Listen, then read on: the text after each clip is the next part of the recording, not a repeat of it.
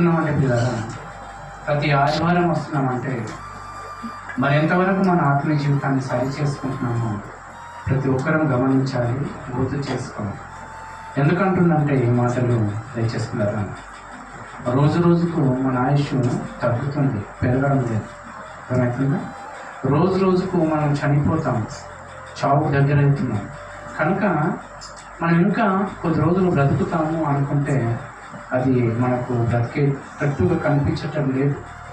కనుక క్రైస్తవునికి దేవుడు తన సన్నిధానానికి వచ్చినప్పుడు ఏం నేర్పించాలనుకుంటున్నాడు?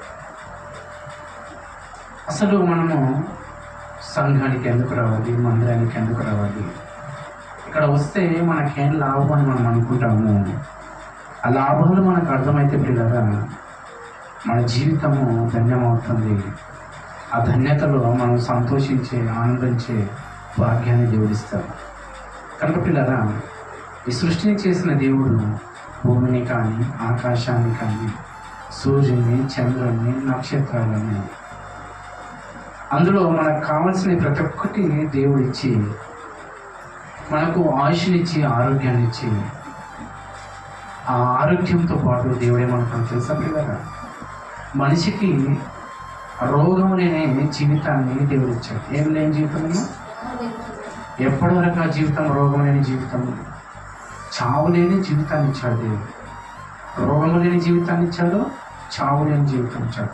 రోగం అనగానే ఏం చేస్తుంది తెలుసా?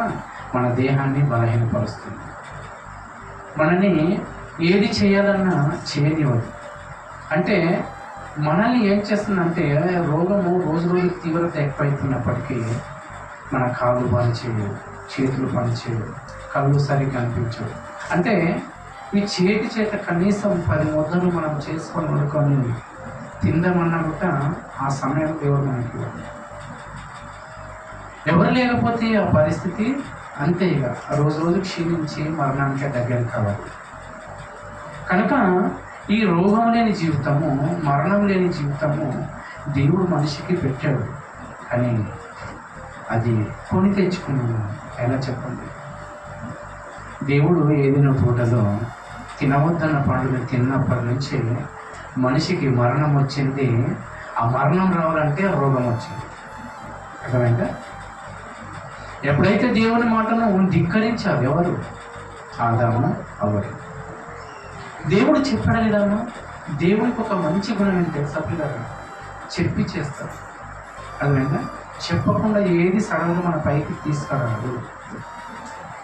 దేవునికి ఒక లక్షణం ఏంటంటే ఏదైనా ముందు జాగ్రత్త పరచాలి, మనిషిని జాగ్రత్త పరచాలి, మనిషికి ఆలోచన కలిగించాలి, మనిషికి ఆలోచించేటట్టుగా మనము దేవుడు చెప్పి ఆ మనిషిని ఆలోచించుకుంటూ తన జీవితాన్ని సరి చేసుకోవడానికి దేవుడు ప్రతి మనిషికి చెప్పి చేయాలనుకుంటాడు. అది అందరికీ చెప్పాలనుకుంటాడు, అందరితో మాట్లాడాలనుకుంటాడు. కానీ అందరు వినడానికి వస్తారంటే అందరు వినడానికి రారు. వినే వాళ్ళతో దేవుడు చెప్పాలనుకుంటాడు. అర్థమైందా? అందరూ వినడానికి రారంటే ఎంతమంది అంటే, ఇప్పటికీ భూమి పైన ప్రపంచంలో 800 కోట్లకు పైగా ఉన్నారు మనుషులు. 800 కోట్లకు పైగా ఉన్న మనుషులకు ఆకాశం ఏమైనా వేరేగుందా? భూమి ఏమైనా వేరేగుందా? సూర్యుడు, చంద్రుడు, నక్షత్రాలు ఏవి వేరు లేవు. అందరికీ ఒకటిగా దేవుడు ఇచ్చాడంటే మనిషి అనేవాడు ఒకటే తలంపుతో ఉంటాడు. వానికి ఏంటంటే ఇదిగో ఈరోజు వాడు చనిపోతున్నప్పటికీ వాడు అర్థం కాక తెలియకుండా చనిపోతున్నాడు. అది అర్థమయ్యేటట్టు తెలిసేటట్టుగా చెప్పి మన జీవితాన్ని సరిచేసి దేవుడు మన ముందు జాగ్రత్తలతో ఇక నువ్వు మరణిస్తావని చెప్పడానికి సిద్ధపడ్డాడు. చెప్పలేదా మాధమ్మకు? ఇదిగో నీవు తోట పంటలు నా చెట్టు పండుగ దినమున నీవు నిశ్చయంగా చస్తావు. చెప్పలేదు దేవుడు. చెబుతాడు దేవుడు. ఏదైనా మనకు జరుగుతుందంటే చెబుతాడు. కొన్ని మనకు తెలియకుండా జరుగుతుందంటే దేవుడు నీకు చెప్పడం మానేశాడు. అర్థమైందా? మనకు తెలియకుండా సడన్గా ఏమైనా వస్తుంది అనుకో, రోగం కానీ, అనారోగ్యం కానీ సడన్గా ఏదైనా జరుగుతుంది మన కుటుంబంలో, ఇప్పటివరకు బాగుండే ఇలాంటి సడన్గా వింటుంటాం చూడండి. అలా విన్నప్పుడు ఏంటంటే దేవుడు చెప్పడం మానేశాడు కాబట్టి ఆ కీడు కానీ, ఆ ఆపద కానీ, ఆ రోగం కానీ నీకు వస్తున్నప్పుడు నువ్వు గ్రహించలేకపోతున్నావు. అది మనిషి గ్రహించాలని దేవుడు చెప్తున్నాడు. అది మనిషికి ప్రతి ఒక్కరికి చెప్పాలనుకుంటాడు, ప్రతి ఒక్కరితో మాట్లాడాలనుకుంటాడు. దేవుడు ప్రతి ఒక్కరికి అర్థమయ్యేటట్టు చెప్పాలనుకుంటాడు. కానీ ప్రతి ఒక్కరు ఎక్కడ బైబిల్ చదివేవాళ్ళు లేరండి. ప్రతి ఒక్కరు దేవా నిజంగా నా జీవితంలో ఏదైనా చేయాలంటే నువ్వు ముందుగానే చెప్తావని బైబిల్ రాయించావు కదా, మరి నా జీవితం మీద జరుగుతుంది దేవా, మరి నేను ముందుగా చెప్పావా, చెబితే నేను అర్థం చేసుకోలేదా, వినలేదా అని ఎప్పుడైనా ప్రశ్నించాము చెప్పండి. దేవుడు ఏమంటున్నాడంటే నేను ముందుగా మీకు చెప్తాను, ఏదైనా మీకు చెప్తాను, చెప్పకుండా ఏది చేయను.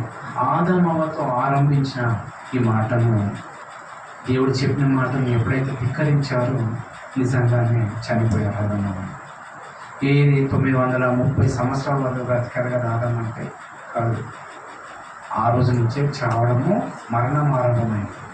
అప్పటి వరకు ఎన్ని సంవత్సరాలు బ్రతికాడో తెలియదు. కానీ ఎప్పుడైతే ఆ చెట్టు ఫలాన్ని అవ్వ తిన్న తర్వాత తన పురుషుని భర్త కూడా తెచ్చిచ్చిన వెంటనే ఆ రోజు నుంచే వాళ్ళ జీవితంలో ఇన్ని రోజులు బ్రతకాలని దేవుడు రాయించారు.